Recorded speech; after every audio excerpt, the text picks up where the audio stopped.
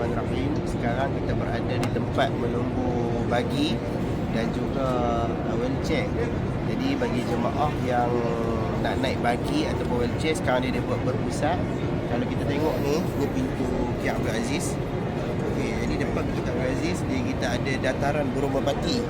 Betul-betul dataran Burung Merpati tu ada laluan untuk masuk bagi sesiapa yang nak naik bagi ataupun kita boleh tengok yang Safwah. Jadi bangunan Safwah betul-betul bertangan dengan bangunan Safwah ni. Sinilah kawasan untuk bagi jemaah yang nak naik bagi ataupun nak naik kursi roda.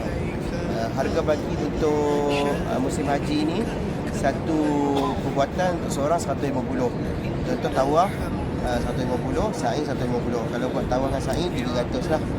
Dan pembayaran hanya menggunakan debit card saja. Jadi para jemaah yang berhasil nak naik bagi ataupun nak naik kursi roda boleh terus datang ke sini. Dia buat berpusat dah. Tak payah nak cari tepi jalan ke apa semua, tak ada masalah. Dia datang, tunggu di kawasan menunggu ni. Kita cuba tengok kawasan menunggu yang disediakan. Lepas tu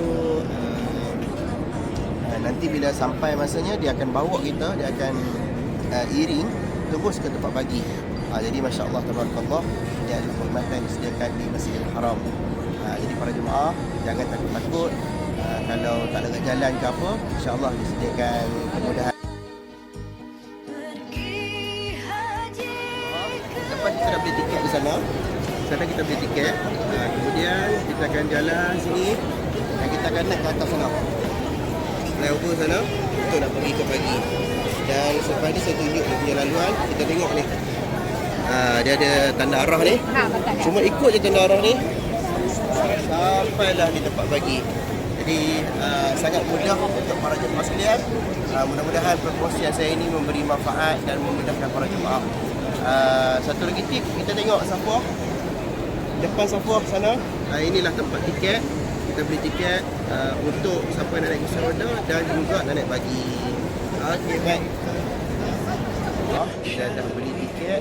Kita dah dapat satu tiket. Dia letak macam gelang, macam kita dekat Waterpark Malaysia tu.